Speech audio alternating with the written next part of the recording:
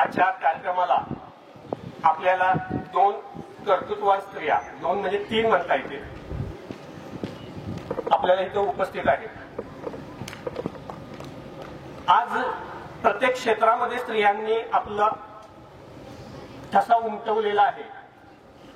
सैन्य क्षेत्रापासून प्रत्येक क्षेत्रामध्ये महिलांनी आपला नावलौकिक केलेला आहे। याचा जो पाया आहे किंवा ही जी संधी आहे हे मिळण्याचं मुख्य कारण आहे म्हणजे सावित्रीबाई फुले। सावित्रीबाई फुलेंनी ह्या पारंपरिक जोखडातून स्त्रियांना बंधनमुक्त केलं, त्यांना शिक्षण दिलं, विद्या दिली आणि पहिली शाळा काढली आणि पुढल्या 4 वर्षामध्ये जवळजवळ 16 शाळा त्यांनी मुलींसाठी स्थापन केल्या आणि त्याच्यामध्ये स्त्रियांना शिक्षण देणं गरजेचं आहे। महात्मा फुलेंना तिथं शिक्षक म्हणून काम करता येत नव्हतं की मुलींना एखाद्या पुरुष शिक्षकानं शिकवावं अशी त्या काळची परिस्थिती नव्हती, म्हणून सावित्रीबाई फुलेंना पहिलं शिक्षण दिलं, त्यांना शिकवलं आणि त्या पहिल्या स्त्री शिक्षका म्हणून काम केलं। आज खरं दुग्ध शर्करा योग आहे। आज आपण कर्तृत्ववान स्त्रिया आपल्याकडे तीन उपस्थित आहेत, त्यांचा आपण थोडासा परिचय आणि त्याचा सत्कार आपण ह्या कार्यक्रमाच्या निमित्तानं घेणार आहोत। पहिले आहेत वैष्णवी पुजारी। आता सध्या त्यांच्याकडे नायब तहसीलदार महसूल विभाग कडेगाव तालुका कडेगाव याची त्यांच्याकडे जबाबदारी आहे। त्यांचं गाव आहे खरसुंडी आटपाडी तालुक्यामध्ये। शिक्षण त्यांचं MA झालेलं आहे आणि वडील वारलेले आहेत आणि आई घरकाम करते अशा सामान्य कुटुंबामधून MPSC केलेले आहे आणि MPSC म्हणजे जे स्पर्धा परीक्षा असते त्याच्यातून त्यांचं सिलेक्शन झालंय 2020 साली। अशा वैष्णवी पुजारी यांचा गुणगौरव आणि सत्कार आपल्या संस्थेचे संस्थापक श्री राजाराम डांगे भाऊ यांनी करावा असं मी त्यांना विनंती करतो। गरीब परिस्थितीमधून कशा प्रकारे कष्ट करून ह्या मोठ्या पोस्टला गेलेल्या आहेत, हा आपल्याला एक प्रेरणादायी प्रवास आहे त्यांचा। जोरदार टाळ्या त्रिवेणी गुरव।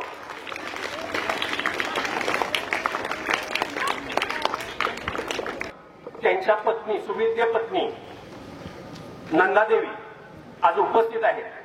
त्यांनी त्यांना लग्नापासून साथ दिली आणि हे शिवप्रभू सारखं एक रोपटं शिक्षणाचं रोपटं लावण्याची संधी दिली किंवा प्रेरणा दिली आणि त्यांच्या सुख दुःखामध्ये त्यांच्या बरोबर एव्हाना त्यांच्या अगोदर दुःख त्यांनी आपल्या घेऊन भाऊंना काही त्रास होणार नाही याची दक्षता घेतल्या अशा नंदादेवी डांगे इथं उपस्थित आहेत। त्यांचा आपल्या विद्यालयाच्या वतीनं करकटे मॅडम, वेलपटे मॅडम यांनी सत्कार करावा अशी मी विनंती करतो।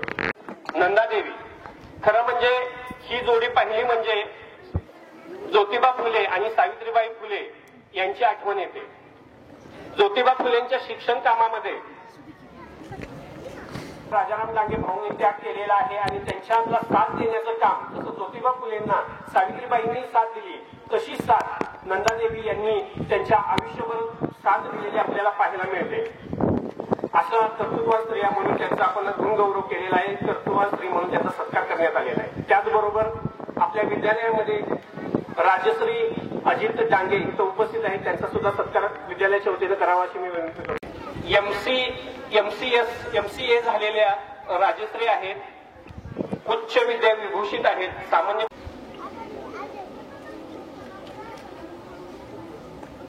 सर्व महिलांचा सत्कार इथं होत आहे। तरी एक सत्कार आपण विशेष घेणार आहोत, त्याच्यामध्ये आहेत हेमंत व्यास, पत्रकार, सामाजिक सुधारक किंवा सामाजिक कार्यामध्ये नेहमी पुढाकार घेणारे आणि त्यांनी सुचवल्यामुळं आज ह्या दोघी आज आपल्या विद्यालयामध्ये उपस्थित आहेत। आम्ही कालपासून विचार करत होतो भाऊ आणि हे की आम्ही 2-3 ठिकाणी महिलांना विचारलं तर काही ठिकाणी आम्हाला नकार आला कामानिमित्त आणि कोण महिला घ्यायच्या सत्कारासाठी कर्तृत्ववान स्त्रिया म्हणून। आणि ज्यावेळी हेमंत व्यास यांच्याकडे गेल्यानंतर त्यांनी 2 नावं सुचवली आणि त्यांनी सुचवलेल्या नावाला म्हणजे योग्य नावं अशी सुचवल्यामुळं आजचा कार्यक्रम संपन्न होत आहे। असे हेमंत व्यास यांचा सत्कार आपल्या विद्यालयाच्या वतीनं संस्थेच्या वतीनं राजाराम डांगे भाऊ यांनी करावा असं मी त्यांना विनंती करतो। जोरदार टाळ्या वाजवा। शाळेच्या प्रत्येक कार्यक्रमामध्ये व्यास कुटुंबियामधले सर्वात 96 साली जय महाराष्ट्र शिक्षण संस्थेची स्थापना झाली। राजाराम डांगे भाऊ हे बीएससी त्या काळामध्ये बीएससी केमिस्ट्री झाले होते.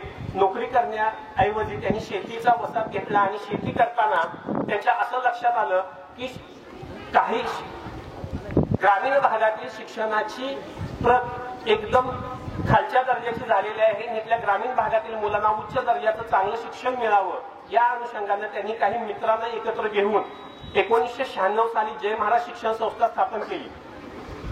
जसं तुम्ही सामान्य कुटुंबातला आहात तसंच हे संस्था स्थापन करणारे सर्वजण सामान्य कुटुंबातले आहेत. कोण शेतकरी आहेत, सर्वसाधारणपणे शेतकरी सर्वजण शेतकरी आहेत, एक व्यापारी आहेत. अशा 7 जणांनी मिळून ही संस्था स्थापन केली आणि ह्या संस्थेच्या माध्यमातून 1997 साली श्री शिवप्रभू प्राथमिक विद्यालयाची स्थापना झाली. त्यावेळी वेड्यात काढत होते की हे अंगणवाडी कुठली काढलेली आहे, 20-30 मुलं घेऊन कुठं निघालेले आहेत, हे कुठले शिक्षण महर्षी झाले, अशा बऱ्याच टीका त्यांच्यावर झाल्या. जसा काळ पुढे पुढे जायला लागला तसा पहिलीचा दुसरीचा असा वर्ग होत गेलं. थोडंसं गावामध्ये नोटीस व्हायला लागलं की ही शाळा आहे, काहीतरी चाललेलं आहे. पालकांनी पण त्यावेळी विश्वास ठेवला आणि याचं रोपटं आज मोठं पाहायला मिळतं. विनांगणित कालावधीमध्ये शाळा चालवत असताना बऱ्याच अडचणी आलेल्या आहेत.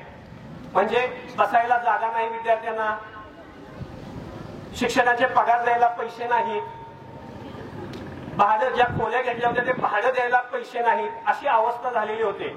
सर्व सोंग करता येतात पण आर्थिक सोंग करता येत नाही. आज नंदादेवी त्यांच्या पत्नी आहेत, त्यांचा सत्कार करण्यात आला. खरं म्हणजे त्यांचं योगदान याच्यामध्ये आहे का तर आहे, प्रत्यक्ष अप्रत्यक्ष.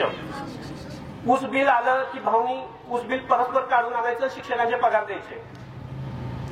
एक वेळची परिस्थिती अशी होती की पगार देण्यास किंवा भाडं द्यायचं, पगार मागं पुढे झालं तर शिक्षक थांबत होते, पण भाड्याला तिथं एक मालकीन होती, ती काठी घेऊन बसायचीच तिथं. म्हणजे डांगे कुठे आहेत, बोलवा बोलवा त्यांना डांगे कुठे आहेत. आणि त्यावेळी त्या म्हटल्या की तुम्ही उद्यापासून इथं वर्ग बसवू नका, मग आजच्या आज भाडं दिलं तर ठीक आहे.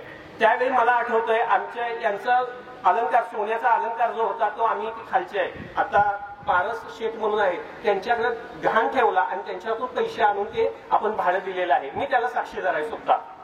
अशा खडतर परिस्थितीमध्ये ही शाळा आज उभा राहिलेली आहे. नंतर अनुदान मिळालं, ही जागा मिळाली. जागा मिळताना सुद्धा तुमच्यासारख्या अधिकाऱ्यांनी फार मदत केली. विनामूल्य आपल्याला ही जागा मिळालेली आहे आणि बऱ्यापैकी मोठे मोठे अधिकारी ह्या शाळेमध्ये नेहमी येतात. आम्ही कोणताही राजकीय सपोर्ट न घेता फक्त अधिकाऱ्यांच्या जीवावर ही शाळा संस्था उभा केलेली आहे. आज शाळेमध्ये 11 वर्ग आहेत, 12 शिक्षक आहेत, 12च्या 12 वर्गांना अनुदान प्राप्त झालेलं आहे. ही जागा मिळाली, मोठी तोठी इमारत आहे आणि आज रोजी आपल्या शाळेमध्ये जवळजवळ 35 ते 40 खेड्यातून मुलं इथं आपल्या शाळेला येतात. ह्या सोनहिरा खोऱ्यापासून इकडं अमरापूर आणि इकडे हिंगणगाव बुद्रुक पासून मुलं आपल्याकडे इथे शाळेला येतात. इकडं नेरली, कोतवडे ह्या भागातून शाळेला मुलं इथे येतात. इथल्या शिक्षकांची शिक्षकांनी गुणवत्तापूर्ण शिक्षण दिलेलं आहे. भाऊंचा नेहमी आग्रह असतो की संस्कारपूर्ण आणि गुणवत्तापूर्ण शिक्षण देण्यासाठी त्यांचा प्रयत्न असतो आणि या माध्यमातून आज शाळा तिथं तयार झालेली आहे किंवा आपल्याला पाहायला मिळते. आज शाळेमध्ये 12 शिक्षक आणि 500च्या वर पट आहे आणि सांगली जिल्ह्यामध्ये सर्वात जास्त पट असलेली एकमेव खाजगी प्राथमिक शाळा आहे, याचा आम्हाला अभिमान आहे.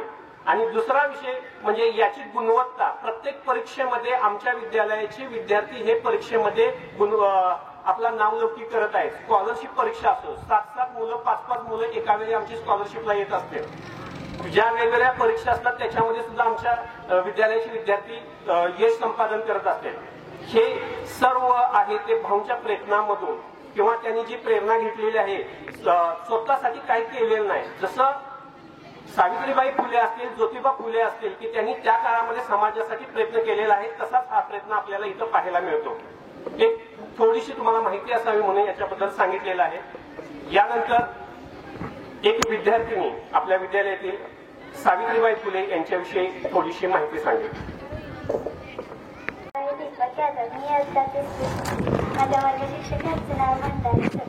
माझ्या शाळेचं नाव शिवप्रभू प्राथमिक विद्यालय कडेगाव. मी आज सावित्रीबाई जर काही 4 शब्द सांगणार आहे ते तुम्ही शांततेने ऐकून घ्यावे अशी माझी नम्र.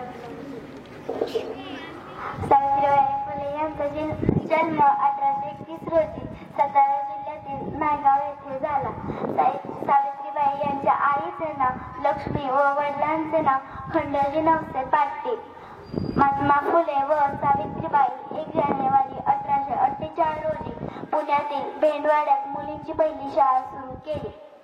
सावित्रीबाई शिक्षणाच्या समाज विकासाच्या कार्यात खंडोजींना खंबीर साथ दिली. एवढे बोलून मी माझे भाषण संपत आहे. जय हिंद, जय महाराष्ट्र. माझ्या वर्ग शिक्षकांचे नाव गणपती टीचर. मी इयत्ता 3री शिकते. मी सावित्रीबाई फुले यांच्याबद्दल काही 4 शब्द सांगणार आहे. ते तुम्ही ऐकून घ्यावे अशी माझी नम्र विनंती आहे.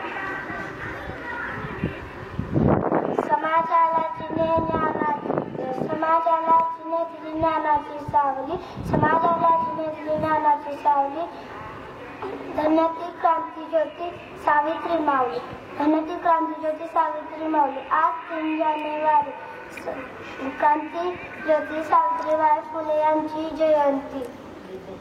भारताच्या महिला शिक्षिका त्यांची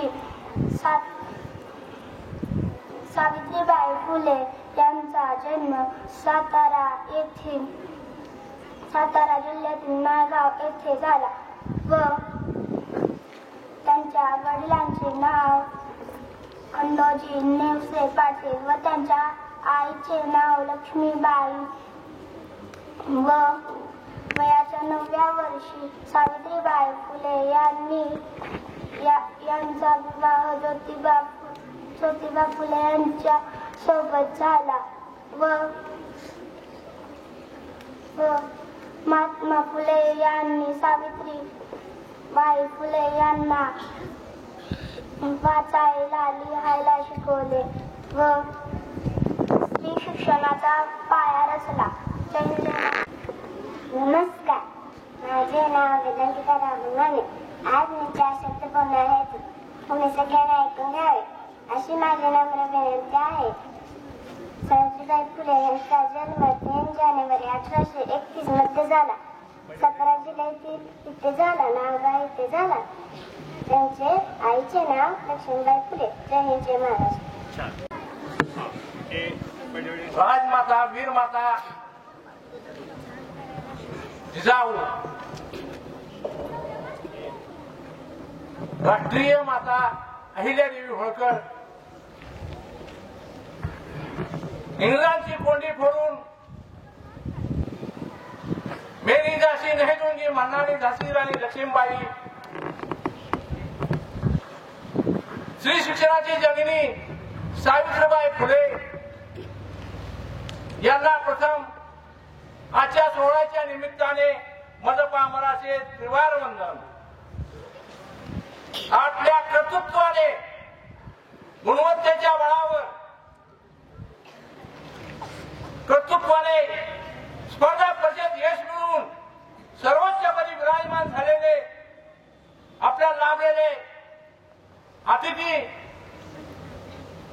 तहसीलदार पुजारी भगिनी आणि गुरव भगिनी, पूर्ण विभागाच्या नायब तहसीलदार यांना प्रथम आजच्या सावित्रीबाई फुले जयंती निमित्त मदपामराचे वंदन. कारण स्त्री, एक कर्तबगार स्त्री काय करू शकते हे तुम्हाला माहित नाही. मुलीनो, एक स्त्री घरच काय देश बदलू शकते. आणि हे सावित्रीबाई फुले आणि महात्मा फुलेंना माहित होते. पेशवाईनंतर इंग्रजांचा काळ आला. स्त्रियांच्यावर अत्याचार होणारे बहुजन समाजवंचित समाजावर जे समाजातील जे विद्वान लोक होते, स्वतः विद्वान मानणारे लोक होते, समाजकंटक लोक होते, त्यांनी अत्याचार करायला सुरुवात केली. त्याला अस्पृश्य म्हणायला लागले, स्त्रियांना तुच्छ लेखायला लागले. लेकींचा गळा लहानपणीच घोटला जात होता. स्त्रियांना सती जाण्यास भाग पाडत होते. त्यावेळेला इंग्रज सुद्धा त्यावेळेला विरोध पडले की कुणाचा जीव घेऊ नका, तरी या उच्चभ्रू लोकांनी ते ऐकलं नाही आणि गरीब बहुजन समाज वंचित लोकांचा त्यांनी गळा घोटण्याचा प्रयत्न केला. आणि त्यावेळेला खंडोजी पाटील यांनी आणि लक्ष्मीबाई यांच्या लक्षात आले की आपल्या पोटी अशी मुलगी जन्माला यावी की ती क्रांती करणारी असावी. कारण त्यावेळेला मुलीला जन्म दिला जात नव्हता, मुलीचा लहानपणीच गळा घोटला जात होता. कारण मुला हा वंशाचा जीव असतो. कोण म्हणतो वंशाचा जीव आहे? आज समोर बसणाऱ्या अतिथी भगिनी आमच्या आहेत, त्या मुलापेक्षा किती कदर आहेत बघा, कशात ते कमी पडले आहेत. आज प्रत्येक क्षेत्रात मुली आहेत. भारत स्वतंत्र झाल्यानंतर भारताच्या पहिल्या पंतप्रधानपदी विराजमान होणाऱ्या स्वर्गीय इंदिरा गांधी होत्या, त्या सुद्धा महिलाच होत्या. पहिल्या राष्ट्रपती प्रतिभाताई पाटील यांनी राष्ट्रपती पद भूषवले, ते महिला होत्या. बंधूंनो, आता ज्या राष्ट्रपती द्रौपदी मुर्मू या महिला उच्च पदस्थ आहेत, काही वैमानिक आहेत, एवढे शिखर पार करणारे आमच्या बहिणीच आहेत. आकाशात उंच भरारी घेऊन मंगळ चंद्र काबीज करणाऱ्या आमच्या बहिणीच आहेत. बंधूंनो, प्रत्येक क्षेत्रात पुरुषापेक्षा स्त्री आज आघाडीवर आहे. आणि हे कुणामुळे झाले तर सावित्रीबाई फुले यांच्यामुळे झाले. बंधूंनो, आज त्यांची जयंती आहे. त्यांना प्रथम मनपामाराचे त्रिवार वंदन. बंधूंनो, कारण स्त्री शिक्षणाची जननी म्हणून ज्यांचा उल्लेख केला जातो, त्या ती जननी पहिली स्त्री शिक्षिका म्हणून पुण्यात दाखल झाली आणि स्त्रियांना न्याय देण्याचे काम चालू त्यांनी केले. स्त्रीला मुक्त करण्याचे काम त्यांनी चालू केले. त्यावेळेला समाजाने त्यांना त्रास दिला, कारण समाज ह्या चांगल्याच्या मागे लागत असतो. भगिनीनो, मी इथे सोसला आहे आमच्या, परंतु प्रत्येक यशस्वी पुरुषामागे स्त्री असते. मी खचलो नाही, कारण माझ्या पाठीशी माझी धर्मपत्नी होती. तिने कधी साडी मागितली नाही, कधी मंगळसूत्र सोडून दागिने मागितले नाही. गृह भगिनी आणि पुजारी भगिनीनं तुम्हाला सांगतो, कशाची अपेक्षा केली नाही तिनं. ज्या वेळेला शिक्षक दिन साजरा करण्याची वेळ येते, तेव्हा माझी धर्मपत्नी म्हणायची, चला मी तुमच्या बहिणीसाठी साड्या घेऊन देते, त्यांना चैत्याचा सत्कार करा. अशी धर्मपत्नी मिळणे सुद्धा भाग्याचे आहे. आणि हेच काम सावित्रीबाई फुले आणि महात्मा फुलेंनी केले आहे. बंधूंनो, अशा सावित्रीबाई फुल्यांची जयंती प्रत्येक घरोघरी साजरी झाली पाहिजे असं माझं मत आहे. तुम्ही लक्ष्मीचं व्रत करता, पार्वतीचं व्रत करता, मग सावित्रीबाई फुल्यांचं जयंती पूजा का करत नाही असे माझे मत आहे. त्यांनाही घरोघरी पूजलं पाहिजे. मी आता प्रत्येक शाळेत ऑफिसमध्ये जातो. अहो, ज्या सावित्रीबाई फुलेने स्त्रियांना न्याय दिला, स्त्रियांना समाजात आणले, राजकारणात आणले, समाजकारणात आणले, स्पर्धा परिषद आणले. आज डॉक्टर, इंजिनियर, कलेक्टर, जिल्हाधिकारी, IPS अधिकारी या स्त्रियाच आहेत आघाडीवर. हे कुणी केलं तर सावित्रीबाई फुलेंनी केलं. मग त्यांना देवता का म्हणू नये आपण? माझे मत असं आहे, प्रत्येक स्त्रियांना असं ठरवलं पाहिजे की तुम्ही प्रत्येक वेळेला दररोज सावित्रीबाईची पूजाच केली पाहिजे. मंदिरात, देवालयात तिला येऊन तिला पूजलीच पाहिजे. तिच्यामुळे तुम्हाला हे स्वातंत्र्य मिळालं, तिच्यामुळे तुम्हाला हे यश प्राप्त झालं. कारण आपण मागे वळून पाहणे शिकलं पाहिजे, तरच आपण आपल्या आई वडिलांना विसरू शकत नाही. मागे वळून पाहायला शिकलं पाहिजे. सावित्रीबाईंना विसरणे म्हणजे आपल्या आई वडिलांना विसरणे, आपल्या आत्म्याला विसरणे. कैमूरान भाऊराव पाटलांना विसरणे म्हणजे त्यांच्या मागे असलेल्या पत्नीला विसरणे असं होतंय ना. म्हणून माझे मत असं आहे की प्रत्येक स्त्रियांनी सावित्रीबाई फुल्यांचा जयंती सण म्हणून साजरा केला पाहिजे. प्रत्येक ऑफिसमध्ये गाव का होणे असं शिवाजी महाराजांनी साजरी करता, जिजाऊ जयंती साजरी करता, मग सावित्रीबाई फुले जयंती का साजरी होत नाही असं माझं प्रामाणिक मत आहे. प्रत्येक क्षेत्रात त्यांना तुम्हाला पुढे आणण्याचा प्रयत्न केला, पण त्याचा सन्मान का होत नाही. अशा देवी स्वरूप सावित्रीबाई फुल्यांना पदपामराचे पुन्हा एकदा स्वतःच्या प्रणाम. आणि त्यांनी पदपामरा त्रिवार वंदन एवढं करून मी माझ्या आशा सांगतो. जय हिंद, जय महाराष्ट्र. आज प्रत्येक क्षेत्रामध्ये महिला अग्रगण्य आहेत. 10वीचा निकाल बघितला, 12वीचा निकाल बघितला तर मुलांपेक्षाही मुलींचा टक्केवारी जास्त आहे पास होण्याची. आणि पूर्वी बघा सावित्रीबाई फुलेंच्या पुण्याई किती आहे बघा. आज प्रत्येक क्षेत्रामध्ये मुली पुढे जाते. म्हणजे सुनीता विल्यम असतील, अवकाशात जाणाऱ्या असतील, किंवा कल्पना चावला असतील, सर्व ह्या ज्या महिला उत्तुंग भरारी घेत आहेत त्याचा पाया रचण्याचं काम जे सावित्रीबाई फुलेंनी केलेले आहे ते आपल्याला पाहायला मिळतं. आजच्या या कार्यक्रमाच्या निमित्तानं उपस्थित असलेल्या वैष्णवी पुजारी मॅडम यांना मी विनंती करतो की त्यांनी 2 शब्द आपला सर्वांना मार्गदर्शन करावं. वैष्णवी पुजारी मॅडम. आणि या शिक्षण संस्थेचे अध्यक्ष डांगे साहेब आणि व्यास सर यांनी मला इथे बोलवले. माझा आज सावित्रीबाई फुले यांच्या जयंती निमित्त सत्कार केला त्याबद्दल प्रथम धन्यवाद मानते, आभार मानते त्यांचा. तसं म्हणायचं आपण सावित्रीबाई फुले यांची जयंती साजरी करण्यासाठी एकत्र जमलेलो आहोत. आता इथे सगळ्यांची मनस्थिती नाहीये कारण माझ्यामुळे तुम्हाला सगळ्यांना उशीर झाला आणि उन्हात बसावं लागलं, त्याबद्दल सॉरी. आणि मला एवढंच म्हणायचंय की प्रत्येकात म्हणजे आपण जे समोर बसलेलो आहोत प्रत्येकात सावित्रीबाई फुले आहे ती आपण जाणून घेतली पाहिजे आणि त्यांच्याप्रमाणे आदर्श निर्माण करण्याचा प्रयत्न केला पाहिजे. आता तुमच्या समोरच जे 2 जोडपे आहे की जे आपल्यासाठी आदर्श आहेत, सावित्रीबाई फुले आणि ज्योतिबा फुले यांच्यासारखे, त्यांनी जो आदर्श निर्माण केला आहे त्यांचा तो आदर्श घेऊन तुम्ही पुढे भविष्यात त्याप्रमाणे काम करून तुमचे भविष्य उज्ज्वल केलं पाहिजे आणि देशाचंही भविष्य उज्ज्वल केलं पाहिजे.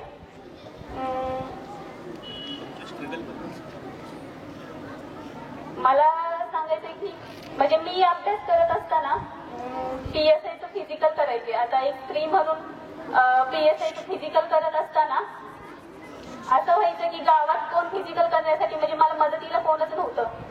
मग मी ट्रॅकसूट घालायचे, जायचे ग्राउंडवर. मला लहान मुलं तुमच्यासारखे असायचे त्यांच्याबरोबरच मी तयारी करायची. त्यावेळेला असं साधन नसल्यामुळे मला ते फिजिकल करता आलं नाही आणि त्यामुळे माझी PSI राहिली. त्यानंतर मग मी अभ्यास करून म्हणजे पप्पा वागलेले असताना म्हणजे एक पूर्ण एक असा फील झालेला की त्यानंतर अभ्यासाला काहीच म्हणजे हे नव्हतं, वळणच नव्हतं. वडिलांचं छत्र हरपलेलं होतं. तर अभ्यासासाठी मी अपडाऊन करायचे विटा ते खरसुंडी. जेवढा तास अभ्यास व्हायचा तेवढा अभ्यास करायचा. त्यानंतर इस्लामपूरला गेले. इस्लामपूरवरून म्हणजे मम्मी एकटी राहायची. तिला एकटी म्हणजे भाऊ होता पण तो बँकेसाठी म्हणजे बँकेचा जॉब असल्यामुळे तो UP ला होता. तर तो जॉब करत असताना त्याला पण मी बोलू शकत नव्हते की मम्मीची जबाबदारी घे आणि मम्मी घरी एकटी असल्यामुळे मग मम्मीला पण सोडता येत नव्हतं. तर मी काय करायचे की इस्लामपूरला अभ्यास करायचे सोमवार ते शुक्रवार आणि शुक्रवारी दुपारी निघायचे आणि रविवारी माघारी यायचे. म्हणजे जेवढा वेळ मम्मीला पण देता येईल तेवढा मम्मीला द्यायचे आणि अभ्यासही करायचे. म्हणजे दोन्ही पण जबाबदाऱ्या मी पेलण्याचा प्रयत्न केला आणि त्यातून जे यश मिळालं ते म्हणजे माझ्या आईमुळे. तिने एकटी राहिली स्वतःची म्हणजे तिची ती परिस्थिती नव्हती ती एकटी राहण्याची त्या काळात, तरी पण ती एकटी राहिली आणि मला सपोर्ट केला. त्यामुळे मी इथं उभा आहे पोस्ट मिळवून. आणि आपण ज्यांची जयंती साजरी करतोय त्या सावित्रीबाई फुले यांनी जर शिक्षणाची सुरुवात केली नसती तर आपण इथे बसलो नसतो किंवा गुड मॉर्निंग मॅम शिक्षिका नसते इथे आपल्या उपलब्ध. आपल्याला घरात चूल आणि मुलंच सांभाळावं लागलं असतं. तर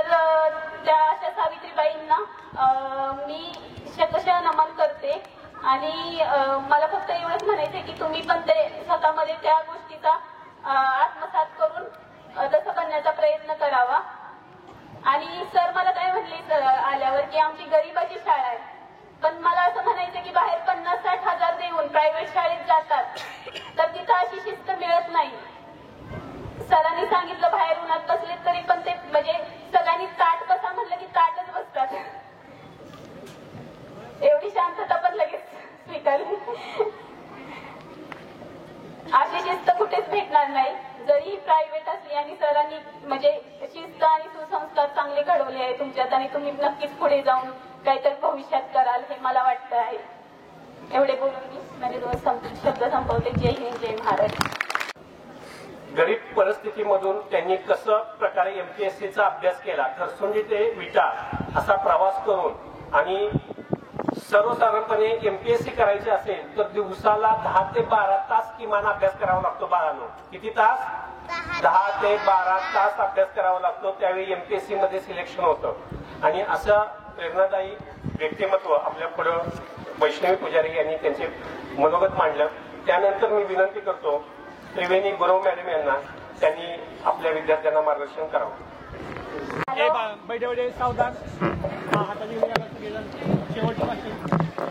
सगळ्यांना माझा नमस्कार. सगळ्यांना माझा नमस्कार. नमस्कार म्हणा. नमस्कार. तुम्ही कंटाळा ना जास्त सगळी उन्हात आणि थंडी दोन्ही वातावरण दोघांना पण जाणवतं ना. इकडं थंडी आहे इकडं ऊन आहे. कंटाळा तुम्हाला. सावित्रीबाई फुले यांच्याबद्दल तुम्हाला भाऊनी सांगितलं, कदम सरांनी सांगितलं, आमच्या मॅडमनी सांगितलं. कुणाला सावित्रीबाई बद्दल समजलं सांगा बघू. वा, सगळ्यांना समजलं. छान.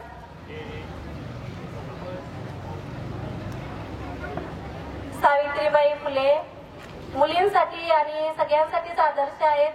त्यांनी आपल्या मुलींसाठी खूप केलं. त्यांच्यामुळे आज आपण शाळेला आलो, नाहीतर आपण या शाळेमध्ये आलो नसतो, आपण नोकरीला लागलो नसतो. आपल्याला कुणी शिकण्यासाठी बाहेर पाठवलं नसतं. आता माझे आई वडील शेतकरी आहेत. मी सोनकीरची आहे. सोनकीरला शाळा आमच्या 1ली ते 10वी पर्यंत आहे. तिथून कडेगावला यावं लागतं आम्हाला शिक्षणासाठी. 11वी ते 15वी कडेगाव. नंतर आपल्याला जावं लागतं कुठं डिग्रीसाठी, MA करण्यासाठी आपल्याला जावं लागतं कराडला, कारण आपल्या इथं शाखा नाहीये. त्यांच्यामुळे आपल्याला आज शिकायला मिळालं, जॉबला पण लागलो. आज प्रत्येक क्षेत्रात आपल्याला स्त्रिया पुढे दिसतात, कारण आपल्याला सगळ्यांचा सपोर्ट आहे. सावित्रीबाई फुले राजमाता, आपल्यासाठी त्यांनी खूप केलेलं आहे. सावित्रीबाई फुलेंनी त्यांच्या अंगावरती शेण सुद्धा लोकांनी त्यांच्या अंगावरती टाकलेलं होतं की या मुलींना शिकवू नये, शाळा बंद करावी.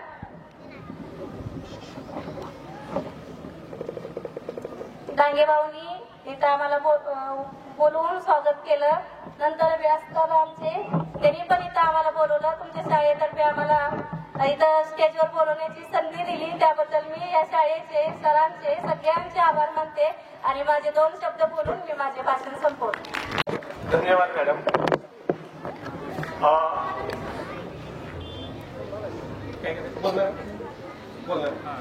हा, खर तर मगाशी एक वाक्य आलं की सावित्रीबाई फुलेंना किती त्रास करावा लागला. हा, घरचं काम आवरून त्या घरातून शाळेला जात होत्या. त्यावेळी कर्मठ लोक त्या काळातले होते. ते त्यांच्यावर काय करायचे, घरातून शाळेला जात असताना वाटेमध्ये त्यांच्यावर खरकट पाणी टाकायचे, त्यांच्या अंगावर शेण मारायचे, त्यांना अर्वाच्य असं बोलायचे. पण त्यांनी जो वसा घेतला होता, स्त्री शिक्षणाचा जो वसा घेतला होता, तो शेवटपर्यंत त्यांनी सोडलेला नाही. आणि त्याचीच परिणिती आज आपल्या समोर आदर्श महिला आपल्या पुढे आहे. धन्यवाद मॅडम. यानंतर मी राजश्री डागे यांना विनंती करतो की त्यांनी मनोगत व्यक्त करावं.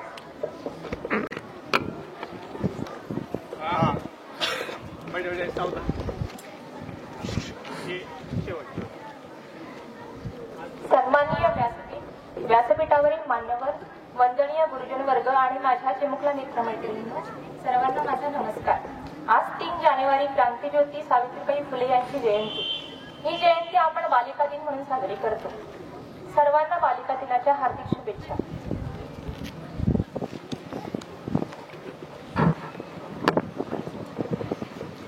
आपण सर्वांनी त्यांच्या जयंतीनिमित्त त्यांचे कार्य स्मरण करून शिक्षणाचे महत्त्व जाणले पाहिजे.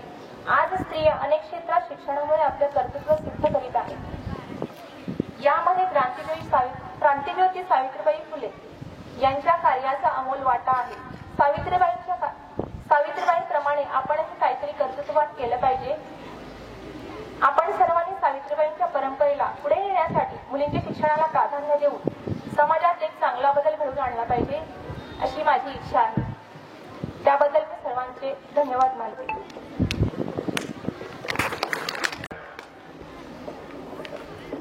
आजचा आपला हा जो कार्यक्रम आहे, या कार्यक्रमाचा शेवटचा भाग म्हणजे निरोप किंवा आभार प्रदर्शन करण्यासाठी आपल्या विद्यालयाचे शिक्षक शिवराज लाटणे सर यांना मी विनंती करतो, त्यांनी आभार मानावा. स्वाभिमान व त्याग हे ब्रीदवाक्य असलेल्या आपल्या विद्यालयामध्ये आज बालिका दिन साजरा झाला. विद्यार्थी मित्रांनो, एखादं वाक्य लिहित असताना ते जोपर्यंत पूर्ण होत नाही, जोपर्यंत त्याला विरामचिन्ह दिलं जात नाही, तोपर्यंत ते वाक्य पूर्ण होत नाही. तसंच एखाद्या कार्यक्रमाचा आभार प्रदर्शनाचा भाग झाल्यानंतरच तो कार्यक्रम पूर्ण होतो. तोच आभार प्रदर्शनाचा भाग माझ्याकडे आलेला आहे. आज आपल्या विद्यालयात बालिका दिन साजरा झाला.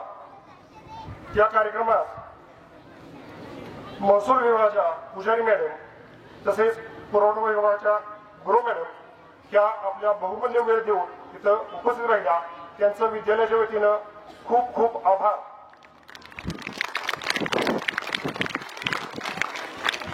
तसेच ज्यांच्या संकल्पनेतून आजचा हा कार्यक्रम संपन्न झाला ते जय महाराष्ट्र शिक्षण संस्थेचे अध्यक्ष राजाराम नागे भाऊ, तसेच त्यांच्या सुविद्य पत्नी, तसेच त्यांच्या सुविद्य सुश्रा या सुद्धा इथं आज वेळात वेळ काढून उपस्थित राहिल्या. त्यांचं सुद्धा विद्यालयाच्या वतीनं खूप खूप आभार.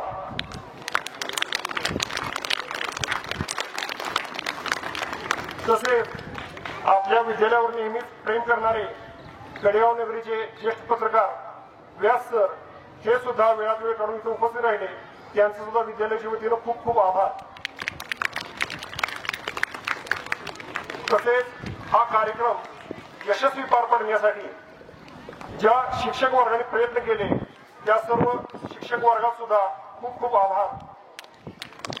आणि ज्यांच्याशिवाय हा कार्यक्रम पूर्ण होऊ शकत नाही, ज्यांनी उन्हात सुद्धा अतिशय शांतता पाळून संयम पाळून हा कार्यक्रम यशस्वी होण्यासाठी सहकार्य केलेला आहे, त्या सर्व बालचमांचा सुद्धा खूप खूप आभार. आणि हा कार्यक्रम इथे संपन्न झाला मी असं जाहीर करतो. जय हिंद, जय महाराष्ट्र.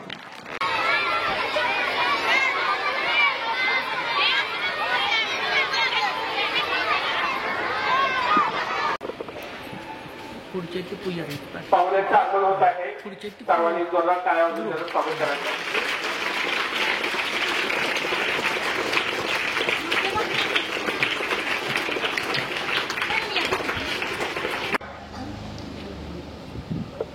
सावित्रीबाई फुले पहिल्या स्त्री शिक्षिका, त्यांची जयंती आणि महिला मुक्ती दिन म्हणून साजरा केला जातो. ज्या काळामध्ये स्त्रियांना शिक्षणाची दारे खुली नव्हती, स्त्रियांनी फक्त चूल आणि मूल ह्या दोनच गोष्टी करायच्या. शिक्षण केलं म्हणजे अनर्थ होतोय, धर्म भ्रष्ट होतोय अशी भावना असलेल्या त्या काळामध्ये पहिली मुलींची शाळा 1 जानेवारी 1848 महात्मा ज्योतिबा फुले यांनी काढली. मुलींची शाळा काढल्यानंतर मुलींच्या शाळेसाठी स्त्री शिक्षिका पाहिजे, तर स्त्री शिक्षिका कोणती असावी, तर त्यांनी त्यांची पत्नी सावित्रीबाई फुले यांना शिकवलं आणि त्यांना शिकवून पहिल्या स्त्री शिक्षिका म्हणून आपल्या भारतामध्ये त्यांचं नाव अजरामर झालं. त्यांच्या या जयंतीनिमित्त आपल्या विद्यालयामध्ये कर्तृत्ववान स्त्रिया, ज्यांनी आपल्या कर्तृत्वानं यश संपादन केलंय, अशा स्त्रियांचा सत्कार कार्यक्रम आणि त्यांचा कर्तृत्वाचा गुणगौरव करण्याच्या निमित्तानं आपले संस्थापक अध्यक्ष राजाराम डांगे भाऊ यांच्या कल्पनेतून आज हा कार्यक्रम आपण घेतलेला आहे. मी सर्व मान्यवरांना प्रथम विनंती करतो की त्यांनी प्रतिमेचं, सावित्रीबाई फुले यांच्या प्रतिमेचं पूजन करावं. सर्व मान्यवरांना मी विनंती करतो की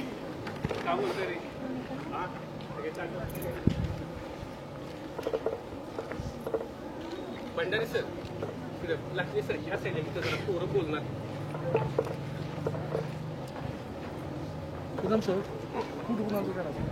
हा, फोटो काढते समोर बघा. दिदे सावित्रीबाई फुले.